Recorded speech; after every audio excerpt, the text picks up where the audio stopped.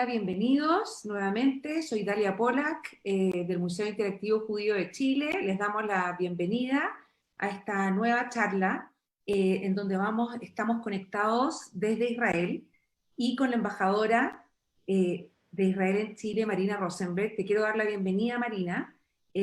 Vamos a pasarte a ti. Yo sé que estás con otra actividad también, así que vamos a pasarte a ti para que saludes a las personas que están acá. Y luego vamos a hablar con Batia acerca de la sociedad israelí hoy día. Así que te paso la palabra, Marina. Muchas gracias, Dalia. Bienvenidos, bienvenidas a todas, a todos. Gracias a Batia por unirse a esta actividad, a este webinar.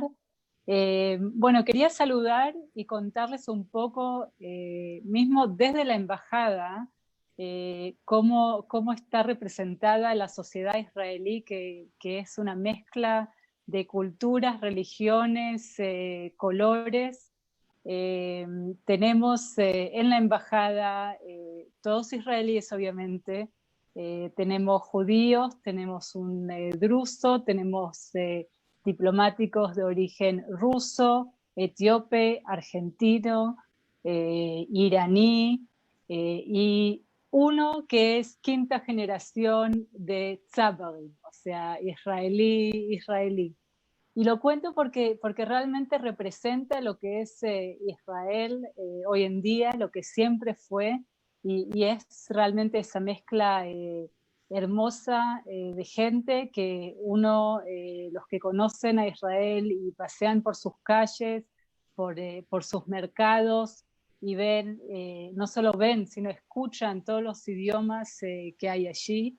Desde también religiones, no solo judíos, cristianos, musulmanes, sino también Bahá'í, drusos y otras religiones, y cada uno de su origen, y hay Ashkenazim, Sefaradim, que todavía hay divisiones también en las sinagogas de otros países, incluso aquí en Chile. Yo lo veo siempre como algo muy especial de Israel, que la mayoría de la gente fuera de la comunidad judía no lo conoce, y creo que tenemos que hacer un esfuerzo para que conozcan esa heterogeneidad tan especial que tiene Israel como un país de inmigrantes, que sigue siendo país de inmigrantes. Así que por eso realmente los felicito a ustedes como MIM que hacen esta actividad. Voy a quedarme unos minutos más sin cámara porque me interesa mucho escuchar lo que Batia tiene para contarnos, y espero que todos disfruten mucho de este webinar. Muchas gracias. Mi nombre es Debbie Reutemann, soy del Museo Interactivo Judío y quiero presentar a Batia Shipsener. Ella vive en Israel hace muchísimos años, es investigadora afiliada del Instituto Harry Truman para el avance de la paz de la Universidad Hebrea de Jerusalén. Ahí fue coordinadora de la Unidad de América Latina, obtuvo su doctorado, su licenciatura y su magíster en la Universidad Hebrea de Jerusalén, en el Departamento de Sociología y de Educación, y ejerce la docencia en esta misma universidad y en educación comparada y de la Unidad de Sociología de la Educación de la Universidad Hebrea. Es también profesora asociada de Beit Berl College y fue directora del Departamento de Ciencias de la Educación. Los temas de investigación que ella trata son el retorno a la religión en el judaísmo en Israel y en América Latina, la conversión del catolicismo al islam, también en América Latina, educación informal y movimientos juveniles, sistemas educativos, universidades coloniales y la ilustración en América Latina. Así que le damos ahora la palabra a Batia, quien hoy nos va a hablar, como bien lo dijo la embajadora, sobre los conflictos existentes en la sociedad israelí. Por favor, Batia, te damos la palabra. Okay. Muchas gracias a ustedes por adherirse a esta charla y espero que podamos en el poco tiempo que tenemos voy a dar algunos pincelazos de la sociedad israelí porque si al final de la charla dicen que entienden más, no les voy a creer. Solamente de antemano yo les digo, la presentación va a ser un poco esquemática, en el sentido de que los conflictos que voy a presentar están como dados por diferentes, un poco bipolares. Por supuesto que entre un lado y el otro hay muchos matices, pero dado el poco tiempo que tenemos no podemos entrar a todas las diferencias y los matices. Ok, la sociedad israelí, a veces tanto adentro como afuera, se la percibe muchas veces como una sociedad con un alto grado de solidaridad. Este tipo de solidaridad se pone muy de manifiesto, especialmente en momentos de crisis, como en las guerras o situaciones peligrosas y demás. Sin embargo, la cotidianeidad, es el día al día, nosotros vivimos dentro de Israel no solo los colores pintorescos que presentó la embajadora con respecto a las diferencias que hay, sino también las tensiones y los conflictos que se dan como consecuencia de todas esas diferencias. Estos conflictos, como en toda sociedad, tienen subidas y bajadas y se manifiestan diferentemente de acuerdo a las condiciones que se está viviendo. Esto, para analizar estos grupos que existen dentro de la sociedad israelí, yo quisiera utilizar el término enclaves. Enclaves en el sentido no económico de la palabra, que por lo general se refiere a los tipos a un estilo de producción económica, sino a lo que llamaríamos las fronteras simbólicas, formales e informales, de pertenencia de los diferentes grupos en la sociedad. ¿Qué quiere decir? La forma en que el estilo de vida que tenemos, la forma en que nos vestimos, el lenguaje que utilizamos, la educación que se da a las nuevas generaciones, el tipo de creencias, etcétera, etcétera, etcétera. Es cierto que parte de estos enclaves no son herméticos, hay distintos grados de porosidad, pero varios de ellos están ligados a características que es muy difícil de cambiar y podría decir que son fronteras, en muchos casos, muy difíciles de cruzar. Lo que ustedes ven acá es decir, existe una identidad común, que digamos un Estado judío, que por sí mismo ese tipo de identidad es una identidad en la que diríamos no hay un consenso sobre los contenidos, y cada uno de estos enclaves también se refiere de manera diferente a los mismos contenidos. Si ustedes ven acá grupos de gente vestida de manera distinta, comportándose de manera distinta, bueno, esta es la sociedad israelí. Más allá del folclore, más allá de las percepciones así de la variedad y demás, hay manifestaciones que a veces se hacen muy difíciles de regular, y aún más, por otro lado, son también manifestaciones muchas veces también manipuladas por los políticos, de una manera u otra.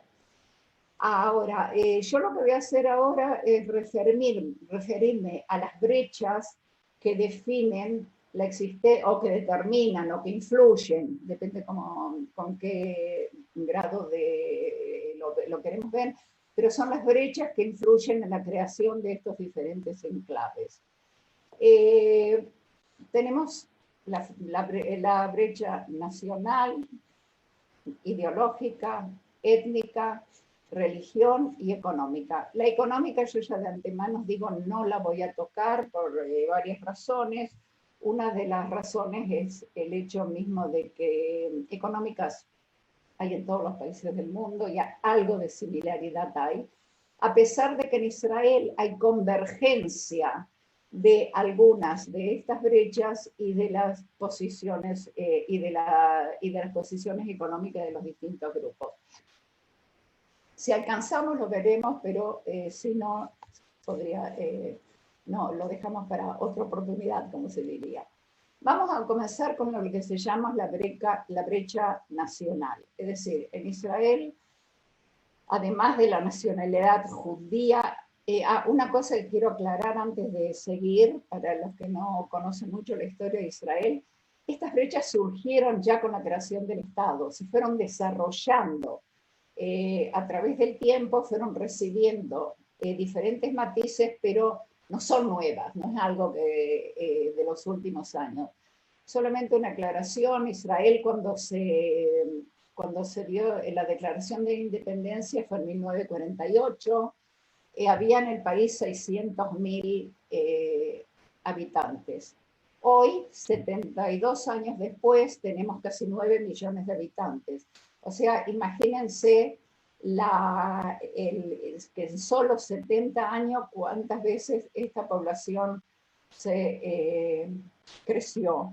Y no es crecimiento natural, toda, es decir, solo una parte de ella, sino por las inmigraciones que llegaron de muchísimos países del mundo. Solo un dato para que les dé una percepción: en Israel hay gente en total que hay 70 idiomas, digamos, y manejándose dentro del país. El lenguaje común es el hebreo, que eso de por sí es un fenómeno súper interesante, que gente que viniendo de tantos lugares diferentes es capaz de to share, es decir, ¿cómo? Compartir la existencia con el mismo idioma. Pero eso no quiere decir que el idioma borra las diferencias. Comencemos, vuelvo a la primer brecha que dije, que es la nacional. Tenemos un 20% de la población israelí es árabe y 80% judíos. Y desde el punto de vista sociológico, yo soy socióloga, como dijo Debbie, explicó, esta es una brecha profunda, es decir, cuando hay dos poblaciones con diferencias tan grandes y que tienen una procedencia nacional diferente, es considerado en la sociología como brecha profunda, ¿sí? Porque hay muchos países donde hay minorías, pero todo depende cuál es el número de esa minoría, y es una minoría que va creciendo. Ahora, una aclaración: yo hablo solo de los árabes que tienen ciudadanía israelí. No me refiero a los árabes que viven en los territorios conquistados. Es decir, me refiero a los árabes que cuando se fundó el Estado de Israel quedaron dentro de los límites reconocidos como soberanos por las Naciones Unidas. El problema de los árabes que viven en los territorios palestinos tiene características muy diferentes. Por lo tanto, yo no voy a referirme a la población árabe, solamente árabes israelíes. Y eso es muy importante porque son situaciones totalmente diferentes. Cuando hablamos de los árabes israelíes, nosotros nos referimos a una población que tiene ciudadanía, es decir, que desde el punto de vista formal, los árabes y los judíos tienen la misma condición frente a la ciudadanía, a la ley, a los ciertos derechos y ciertas obligaciones, y acá hay una diferencia. Es decir, cuando salen del país, el mismo pasaporte, votar, los mismos derechos, los derechos de ciudadanos iguales. Cuando hablamos de derechos y obligaciones, ya el panorama comienza a cambiar. Empecemos justamente por las obligaciones. Por ejemplo, si ustedes saben, gran parte de la sociedad israelí está obligada a servir en el ejército. Digo gran parte porque la población ultra religiosa está exenta. Eso hablaremos más adelante. Pero también los árabes están ultra religiosas judías, y ellos están exentos. Pero también los árabes están exentos por decisión gubernamental. Es decir, no es por su propia elección o no elección, no entra en juego toda esta situación, sino que por cuestiones de seguridad, ellos no están exentos de ir al ejército. De allí en adelante hay ciertos derechos que tampoco reciben por el hecho de no ir al ejército. No solo por eso, pero yo quiero dar ejemplos así que sean más claros. Como por ejemplo, los jóvenes que terminan el ejército reciben un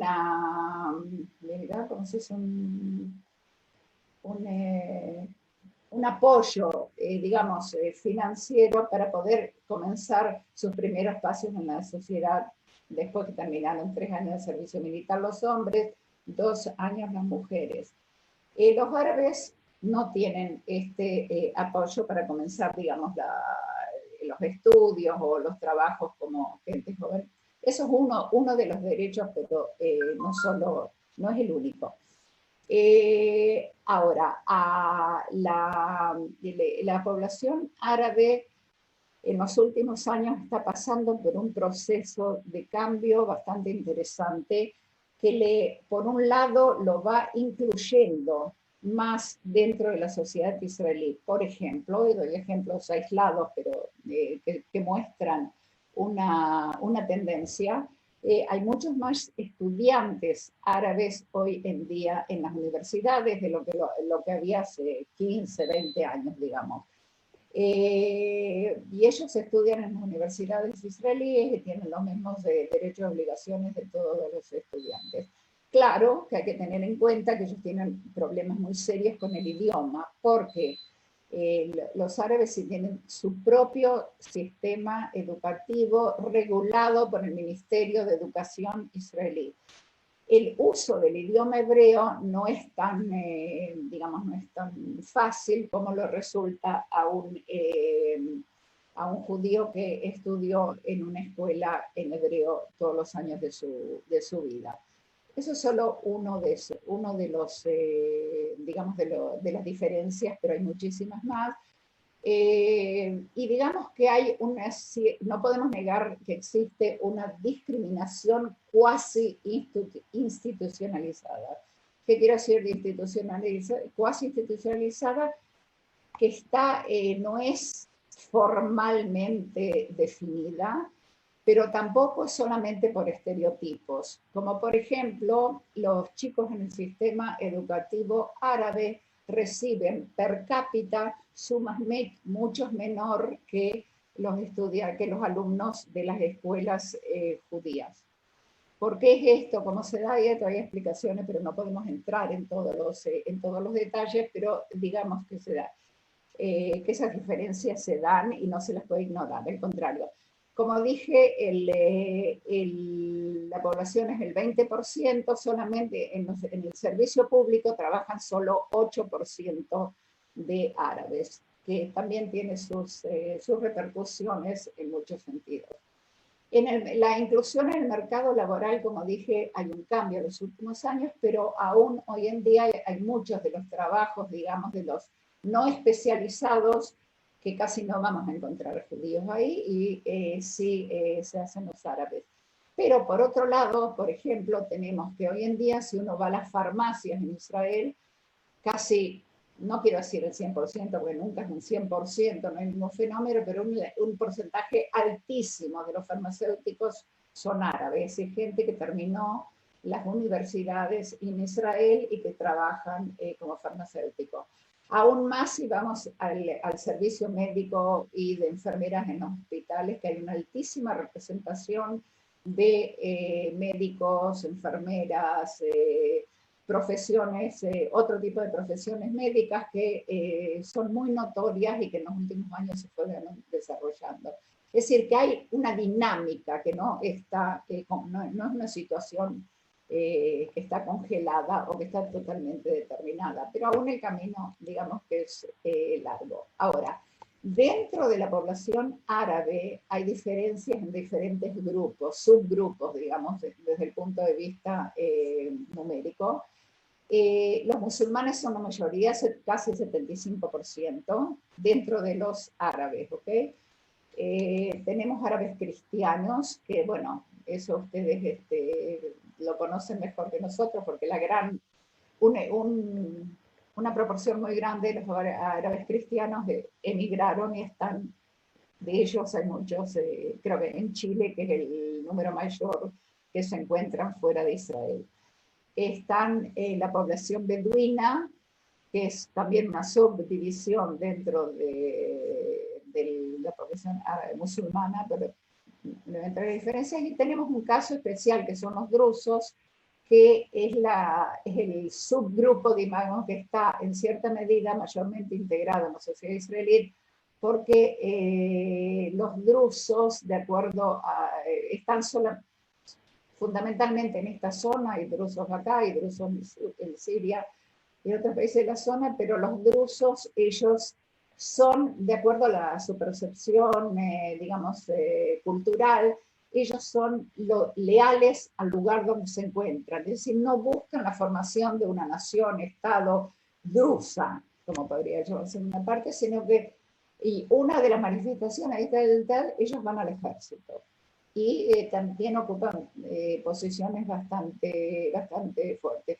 Ahora, cada uno de estos grupos, que algunos son mucho más pequeños, viven dispersos en distintos territorios, y acá tenemos los colores, de acuerdo como ustedes ven, el color verde oscuro es el de mayor concentración de población árabe en Israel, mayormente en el norte.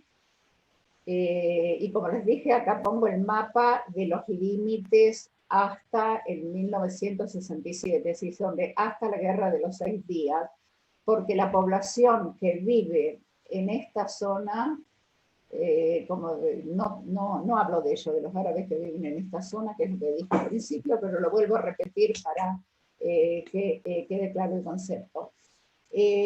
A medida que los colores se van aclarando, hay menos densidad de población árabe, y acá en la zona del Negev, y se ven acá los números, es decir, el muy oscuro 75% de árabes, y los más claros son entre 25 y 50% de población árabe. Acá en el sur mayormente son beduinos, aunque hay algunos beduinos también en el norte, y que tienen características un poco diferentes, pero acá la mayor concentración son de beduinos.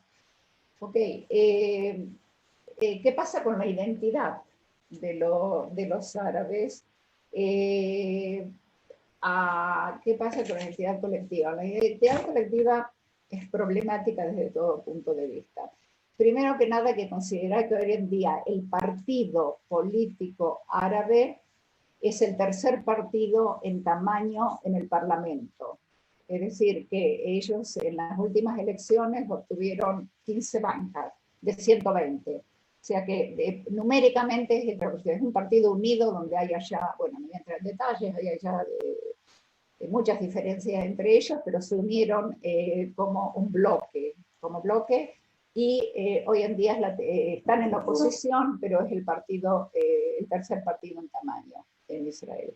Ahora, ¿qué pasa con la identidad colectiva? Si nosotros se hacen las investigaciones muestran que las diferentes generaciones enfatizan de manera distinta el tipo de identidad, y están los que dicen que son palestinos, que son árabes, que son israelíes, hay los que dicen que son israelíes palestinos, árabes palestinos, y todo tipo de combinación.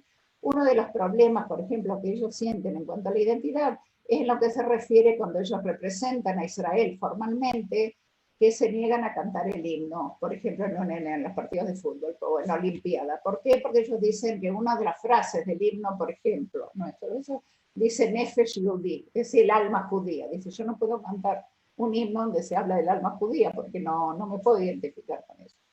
Ok, como veo que el tiempo va corriendo, dejo de lado, después si hay preguntas estoy dispuesta a contestar, la brecha nacional, y voy a pasar a las brechas dentro del judaísmo, que es la ideológica, la étnica y la religiosa. Comenzamos con la ideológica. Ustedes ven acá dos mapas. El mapa de las líneas hasta el 67 y el mapa de lo que se llama Israel entera, es decir, el mapa después del 67, que no es reconocida por las Naciones Unidas, no es reconocida la soberanidad. Ahora, ¿qué pasa acá? Ideológicamente se puede decir que esto es el mapa que la derecha dice, de decir Israel entera, Israel completa, es decir, que está basada últimamente en las creencias religiosas, en una visión más, digamos, mesiánica de Israel. Es lo que tenemos o derechos históricos o derechos religiosos, depende de los diferentes grupos. Lo que se llama izquierda, y les quiero aclarar que el término izquierda es muy complejo porque izquierda no hay en Israel, no existe una izquierda. Se llama izquierda acá formalmente a todo lo que está por el proceso de paz y considerar la devolución de los territorios, inclusive los que consideran devolver parte de los territorios son tildados como izquierda. Esto es una línea, es una brecha muy profunda en la sociedad israelí, que le podemos encontrar, es decir, acá tienen, por ejemplo, este es el tipo de casas que la gente que vive en los territorios, que son ciudadanos israelíes, pero viven en un territorio que no es reconocido, en el cual Israel no tiene soberanía. Existe una oposición constante de otros grupos y un deseo de impulsar un proceso de paz. Hay que reconocer que en los últimos años el término proceso de paz es un término que no está en el discurso israelí. Los partidos que se presentaron en las últimas elecciones es un tema totalmente marginal y ¿cómo se dice? No es un tema candente. Está al contrario, adherir territorios quizás es más candente que el hecho del proceso de paz en Israel. Acá, como digo, hay confrontaciones constantes, pero hay que tener en cuenta que hoy en día el término izquierda también cambió su significado, porque todo el que se opone a Netanyahu, ya sea de derecha o de izquierda, pero se opone a las políticas, a algunas decisiones, se les llama izquierda. ¿Sí? ¿Por qué? Porque izquierda quiere decir, ¿cuál es la traducción? Es traidor, es que se olvidó de ser judío, es quien no está dispuesto a luchar por su patria, y es muy importante que hoy en día dentro de esos grupos consideran los ex jefes de la inteligencia israelí, generales del ejército, etcétera, etcétera. Pero el hecho es, ¿apoyamos o no apoyamos todas las políticas de Netanyahu? Entonces, esa es la división actual de izquierda y derecha, conocidos en los regímenes populistas, ¿sí? Paso a otro de las brechas, como ven, los hago muy rápido en este momento, que es la brecha étnica, es decir, Sfaradim y Mizrahim y Ashkenazim. La comida es una forma de diferenciar, digamos, las distintas costumbres, y si me imagino que muchos de ustedes conocen esto. Pero decimos así, los Faradim y Mizrahim son todos aquellos que vinieron de los países árabes y de los países musulmanes, porque no todos los países árabes son musulmanes, ¿ok? Que llegaron a Israel en distintas épocas, pero en su mayoría los que llegaron después de la creación del Estado. Ahora, y acá, ¿por qué Sfaradim y Mizrahim? Sfaradim es el nombre de los judíos que después de la Inquisición se dispersaron en la cuenca del Mediterráneo, es decir, gente que estuvo en Grecia, Bulgaria, etcétera, etcétera, es decir, Turquía, es decir, de la cuenca del Mediterráneo, y Mizrahim se llama a los que vinieron del Oriente, es decir, los países árabes orientales. El uso es un uso también muy, ¿cómo se dice? Ragish, con mucha posibilidades de explosiones, digamos, en cierto sentido. Explosiones me refiero de palabras, ¿sí? No explosiones, porque hay quienes ven en el término Mizrahim una forma más despectiva, y hay otros que dicen que son todos Sfaradim, que el nombre correcto es Sfaradim. No hay un acuerdo incluso dentro de estas poblaciones, y hay muchas divisiones con respecto a esto. Ashkenazim son aquellos que vinieron de Europa y América, que en su mayoría también, aunque de donde empezaron las primeras olas de inmigración, mucho antes de la creación del Estado, porque en Europa Oriental es donde se formó, digamos, se consolidó la ideología de la nación-estado judía, es el sionismo. ¿Okay? Esta brecha es constante, tiene muchísimas manifestaciones en la cultura, en el lenguaje diario, en la política, etcétera, etcétera. Para dar unas poquísimas marcas de las diferencias entre los Ashkenazim y los Sfaradim, por ejemplo, el tamaño de las familias. A pesar de que esto está cambiando, pero las familias Mizrahiot tenían un número mayor de niños que las familias Ashkenaziot, que están mucho más influenciadas por la cultura occidental. El promedio de chicos 1,7, 2, fue en una época 2 y pico como promedio. En cambio, en las familias Mizrahim era de 4, 3, 4, 5 por lo general. Hoy también entre los Mizrahim está cambiando. La educación, es decir, las familias Ashkenaziot en su mayoría venían de no supone que venían de una cultura occidental con un énfasis muy fuerte en la educación y también en la educación superior. Es decir, la gente que vino de Alemania venía con títulos universitarios, parte de la gente que venía de Rusia, etcétera, etcétera. Lo que no sucedía con la gente que venía de los países orientales por el mismo carácter de las sociedades, ¿sí? No por el hecho que ellos no querían estudiar, sino que la educación superior era mucho más reducida en los países árabes y es aún en muchos aspectos. En el mercado laboral, la inserción en el mercado laboral aún hoy en día es muy diferente también, es decir, hay profesiones donde se van a encontrar casi, digo casi porque nada es 100%, casi un monopolio de Ashkenazim, como por ejemplo los profesores en las universidades. Hay hoy en día una absorción también de gente que no es Ashkenazí, pero aún esta tercera generación que ya nació en Israel, pero todavía el camino para recorrer es muy largo. Como hay ciertas, por ejemplo, en los mercados así abiertos, la posibilidad de encontrar Ashkenazim es mucho menor que la de encontrar Mizrahim, ¿sí? Pero estos 3 puntos que señalé ahora, hay una cierta dinámica de cambio. Diferente en cuanto a las ideologías políticas. Digamos así, que las ideologías políticas, si es que se pueden llamar ideología es un término un poco, no solo acá, en el mundo actual, es un término un poco complicado, pero diríamos el apoyo político. La gran mayoría de la población mizrahi apoya a la derecha y fundamentalmente, no a todos los grupos de derecha, pero fundamentalmente a Benjamin Netanyahu. Es decir, que un 80%, por las últimas estadísticas que leí, hay discusiones también sobre esa estadística, pero yo las menciono, que un 80% de la población mizrahi apoya al partido del Likud, es decir, son parte del Likud, y esto viene también históricamente desde hace muchos años.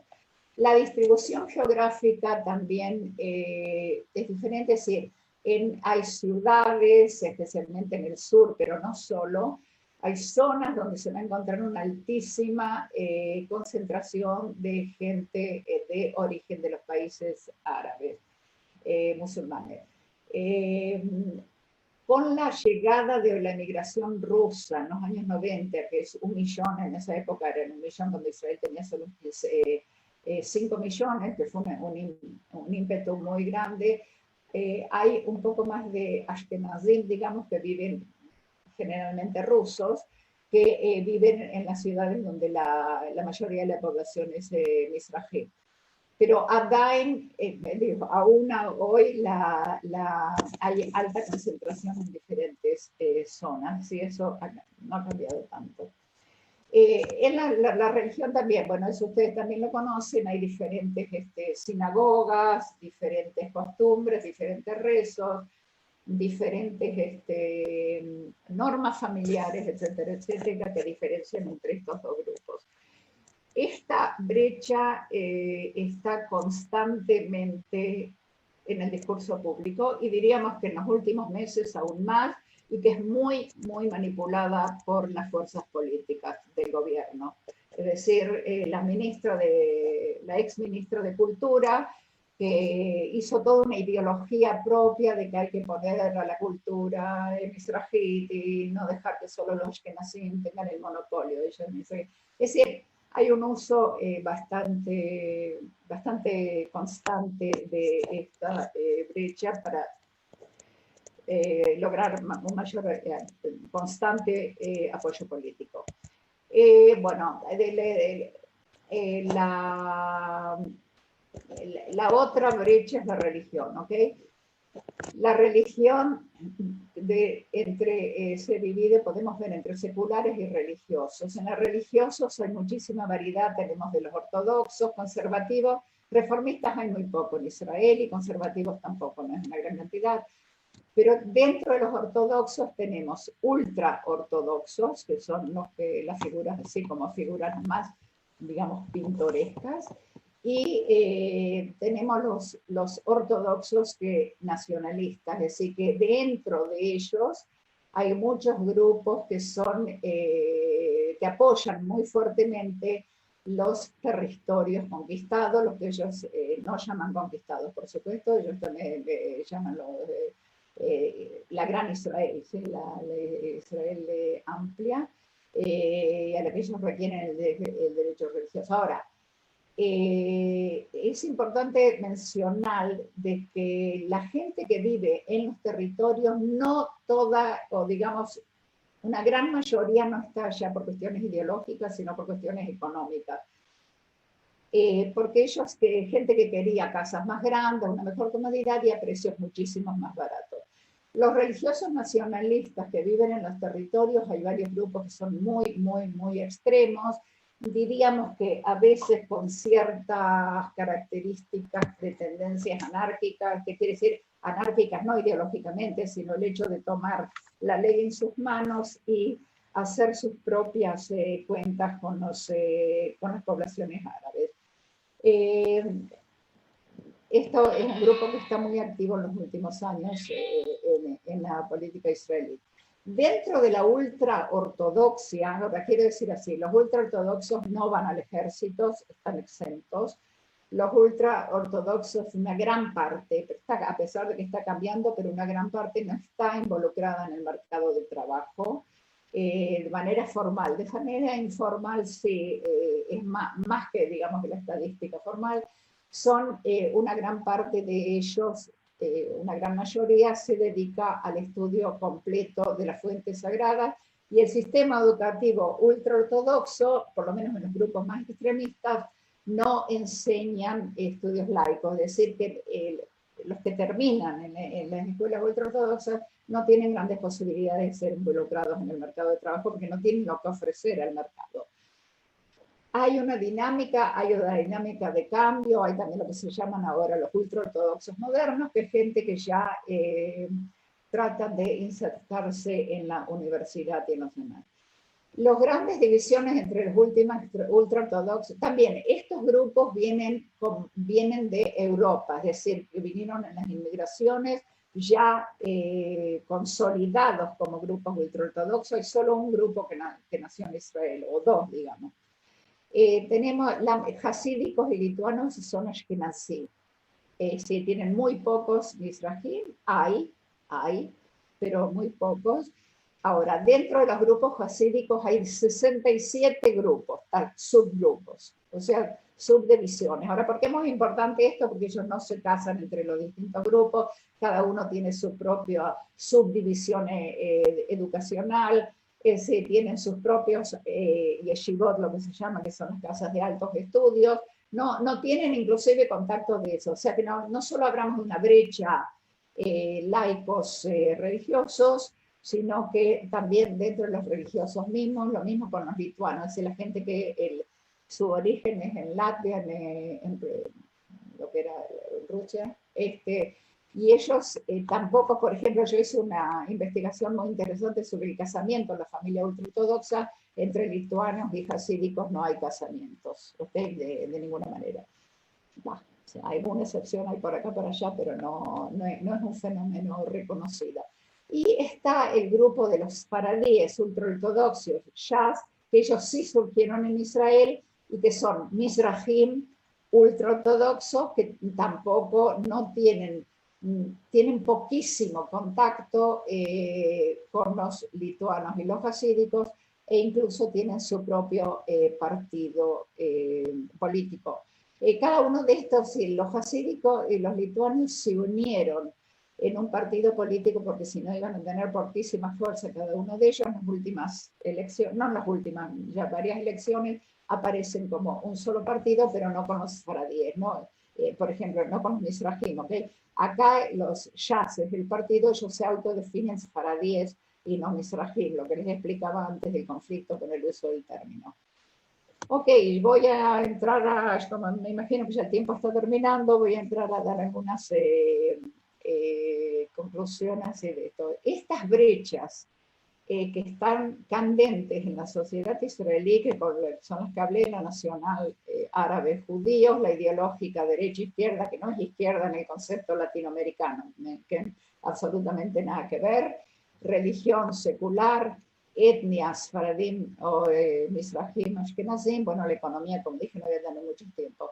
Ellos tienen la influencia constante, es muy fuerte en la dinámica de la política israelí, en la dinámica de la cultura, en la dinámica de la sociedad y en la dinámica de la economía. Por ejemplo, y acá doy solamente algunos ejemplos, en Israel no hay constitución, hay leyes básicas. Una de las razones, no es lo único, es más amplio el tema, pero una de las razones que no hay constitución es por la dificultad de llegar a un consenso normativo, dada toda la problemática que pinté, digo, de los pincelazos que di ahora. Cada uno de estos grupos que mencioné de las brechas políticas están representados por distintos partidos. Es decir, siempre damos ejemplo, en el nacional los árabes tienen su propio partido. La ideología, hay partidos que representan a los que están por Eretz Israel, es decir, por Israel amplia, y los que están por acuerdo de paz, etcétera, etcétera. Sí, son totalmente partidos totalmente diferentes en la religión. Están los partidos de los ultraortodoxos, de los ortodoxos, de los mizrahim ultraortodoxos, etcétera. Etnia, como dije antes, no hay un partido que, por ejemplo, tradicionalista, porque los mizrahim son más tradicionalistas que los ashkenazim, sin llegar a ser muy religiosos, pero sí tradicionalistas. Entonces no hay un partido, pero apoyan a partidos de derecha, especialmente al partido del Likud. Y los ashkenazim apoyan por lo general los partidos del centro izquierda, etcétera, etcétera. ¿Sí? Es muy clara la división. También está la cuestión geográfica, que los distintos grupos, como dije antes, viven en diferentes zonas. Hay también diferencias muy claras en la inserción en el mercado laboral, es decir, estas distintas brechas se manifiestan diferentemente en qué tipo de ocupaciones, qué tipo de trabajos van a llenar los distintos grupos. Vuelvo a repetir, no es absoluto, no es 100%, hay cambios, hay dinámica, pero no, yo hago un poco de generalidades en este sentido, generalizaciones. El sistema educativo es un caso muy interesante de Israel y que es muy difícil explicarlo a quien no conoce la realidad acá, porque hay un ministerio de educación centralizador, hay 4 subsistemas y dentro de esos subsistemas hay subdivisiones. ¿Qué quiere decir? Que está el sistema educativo, tenemos el sistema educativo árabe, el sistema educativo ultrarreligioso, el sistema educativo religioso nacional y el sistema educativo secular, que hoy en día cada vez es menos secular, pero digamos. Ahora, estos 4 subsistemas dependen todos del Ministerio de Educación, pero cada uno tiene, como se dice, currículum diferentes, estudian materias diferentes.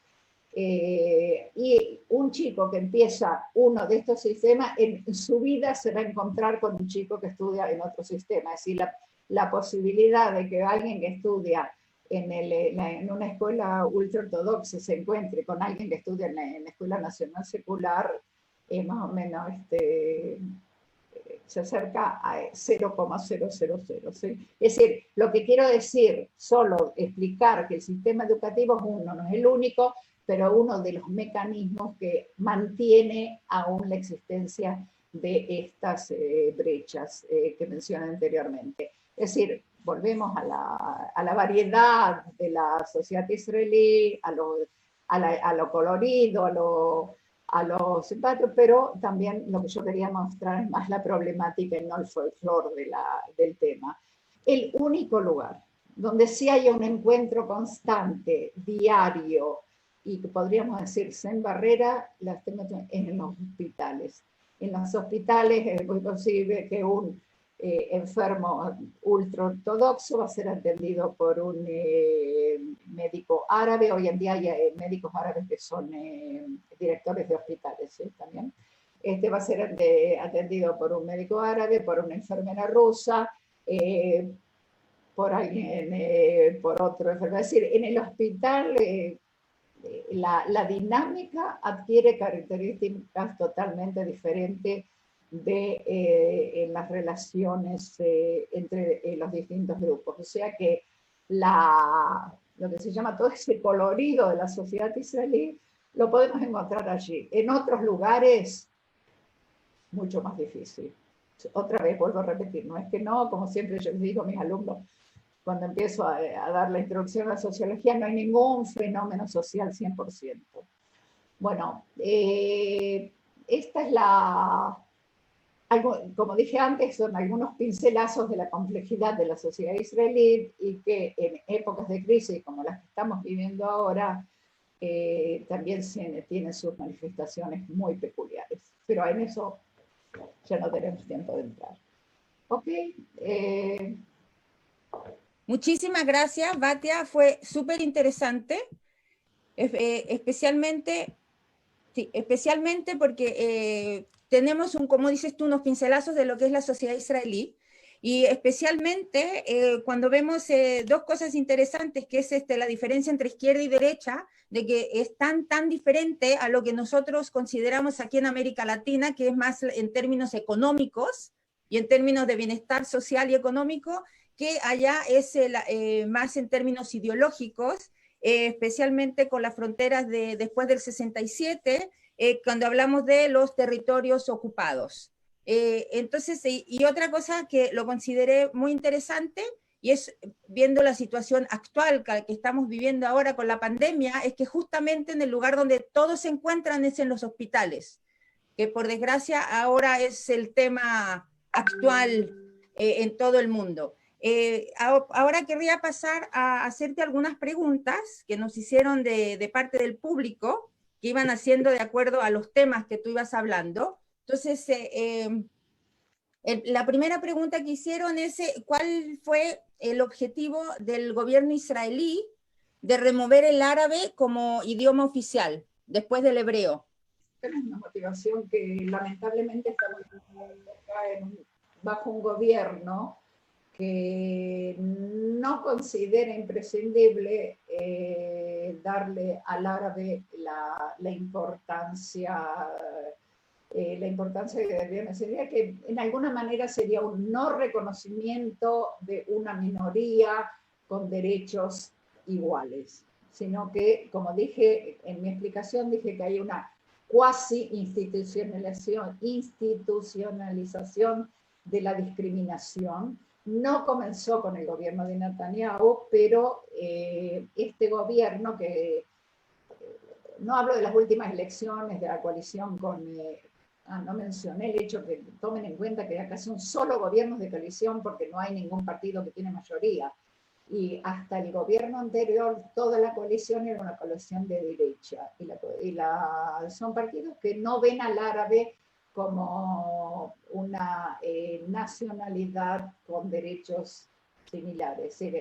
Está la gran discusión, o una de las grandes, no voy a decir la gran porque hay tantas grandes discusiones que no puede ser, es Israel como país democrático judío o como judío democrático. El gobierno de derecha puso el hincapié en judío democrático, con todas las consecuencias que tiene eso, no solo en cuanto a la identidad, sino en cuanto al concepto de democracia, pero dejemos de lado. Entonces, cuando se pone el énfasis, hay que enfatizar los judíos y dejar de lado lo que puede, digamos, de una manera no ser interpretado como identidad judía del Estado. Algo que me olvidé, que es muy importante, es que Israel no es un país religioso, pero tampoco hay separación de la iglesia y la religión, lo que es de por sí muy conflictivo. Es decir, es una situación que no hay en otra parte del mundo. Es decir, que no religioso, pero no, sin separación. Es decir, la cuestión del idioma árabe no está relacionada con la cuestión religiosa, pero simplemente hay una coalición sobre cuál es la coalición bajo la cual se llegó a esa decisión. Perfecto, es decir, que no hay identidad judía como primordial, única y preponderante. Ya, y en relación también a pregunta de que fue muy interesante la parte de que tú hiciste la división de los árabes en 4 grupos, y ¿cuáles de ellos son los que hacen el ejército, cuáles no y por qué? No, ¿Sí los únicos que van al ejército de manera son los, es decir, como grupo, ¿ok? Porque por ahí vas a encontrar fenómenos, porque hay un árabe cristiano que va, pero como grupo los drusos, porque los demás grupos se identifican con la posibilidad de la creación de un Estado palestino, ¿ok? Que donde ellos se verían como identificados, no quiere decir que todos seguirían allá, porque es interesante ver que en las distintas, ¿cómo se llama? En las distintas encuestas que se hacen, muchas veces los árabes israelíes dicen que están por la creación de un Estado palestino, pero no se irían de Israel. ¿Okay? Ahora, los drusos no se ven como una nación, no tienen el concepto de nación, o sea que tampoco tienen el concepto de Estado nacional. Ellos dan su lealtad al lugar donde están. Los sirios, por ejemplo, los árabes sirios, son leales a Siria, ¿ok? Y se puede dar la situación en que entre un druso israelí y un druso sirio, hipotéticamente pueden estar luchando entre ellos, es decir, lo que se diría de hermanos. Pero ellos, bueno, tienen su propia religión, etcétera, etcétera, pero ellos se ven como parte integral de la sociedad israelí. Aquí vamos a pasar a otro tema. Te voy a hacer 2 preguntas juntas porque son muy parecidas. Acá Pilar pregunta si los términos se refiere a Ashkenazim, Sefaradim y Mizrahim. ¿Cuándo se comenzaron a usar? ¿Desde qué época? Y la pregunta que viene después es si tú crees que estas diferencias, si tú crees que las diferencias entre estas 3 etnias, los Sefaradim, Mizrahim y Ashkenazim, van a desaparecer. Esa es la pregunta de $1.000.000. Pero los términos Faradim, Ashkenazim, eso ya vienen, usted lo conoce, eso ya es de épocas, desde la época todavía de las diásporas, ¿sí? No es algo que surgió en Israel. El término Mizrahi comenzó un poco más tarde a ser utilizado en Israel, digamos, cuando empezó Sfaradí. Hubo siempre en Israel, en lo que era el Yishuv, la época de antes de la creación del Estado, había ya una, ¿cómo se dice?, comunidad Sfaradí muy arraigada, y nosotros tenemos gente que vino de algunos de los países ya que son acá la 7ª, 8ª generación, incluso, Sfaradíes, ¿ok? En la época antes de la creación del Estado, ellos constituían la élite cultural e intelectual del Yishuv. No podemos decir Israel porque todavía no estaba creado el Estado, pero la cuestión es así. Mizrahi es un término que se empieza a utilizar en los grupos cuando empiezan a llegar, o un poco más tarde, las emigraciones de los países árabes, que es después de la creación del Estado, es decir, en los años 50, desde el 48, sí, pero no más fuerte, en los años 50, 50 y pico, que es cuando se crearon muchas tensiones con los países árabes, se llegaron a acuerdos de dejar salir a los judíos, etcétera, etcétera. De por sí es una historia.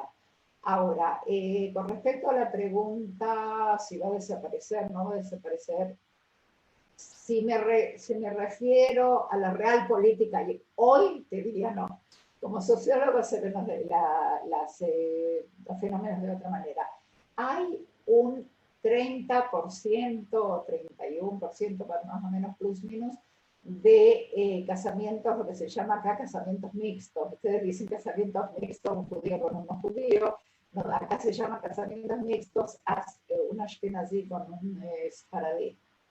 Y en 70 años, un 30% es cuestión de una evaluación subjetiva de cada uno de nosotros, si es mucho, si es poco, si eso va a llegar a un cambio, pero digamos no es un cambio drástico el que se está dando. El problema, uno de los problemas, que como vuelvo a repetir y lo dije, es la manipulación política de esta brecha. ¿Okay? Por ejemplo, se habla en la radio, en Galeta, en una de las emisoras de radio, ¿cuántos cantos Radim se pasaron, Mizrahim? ¿Okay? ¿Cuántos cantos Mizrahim se pasaron y cuántos no? ¿Cuántos hay en las cárceles por todo tipo de razones, Mizrahim, y cuántos Ashkenazim?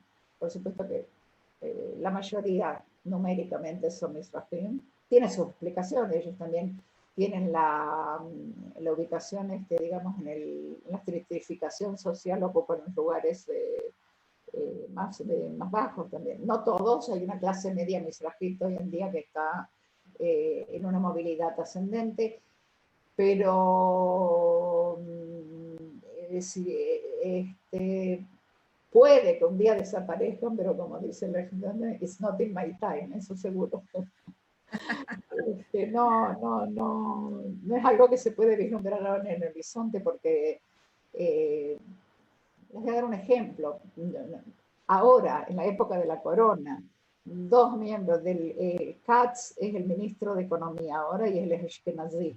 Ohana es el ministro de Justicia, bueno, ahora es de interna, de seguridad interna, que se llama la policía, todo ese tipo de cosas. Ohana le dijo a Katz él propuso, no importa, algo económico, sí, que tiene que hacer, entonces Ohana le dijo, ya estás con la arrogancia ashkenazí, el mismo partido político, los mismos miembros. Ahora, es muy interesante que los Mizrahim lo ven a Netanyahu como el gran salvador, la gran evidencia. Él es ashkenazí, puramente ashkenazí desde todo punto de vista, hijo de una familia intelectual. Se crió en Estados Unidos, bueno, todas las características de ashkenazí, pero ellos y el voto, lo que se llama los vivistas, son, como dije antes, en su mayoría Mizrahim, y ahora él también se rodeó de muchos, de proporciones bastante altas, de ministros Mizrahim en el gobierno que formó. ¿Por qué? ¿Cómo? ¿Cuándo? Bueno, ya eso es un tema por sí, pero lo que digo que el juego por ahora es un juego constante. Claro. Le voy a hacer la última pregunta para después ir cerrando.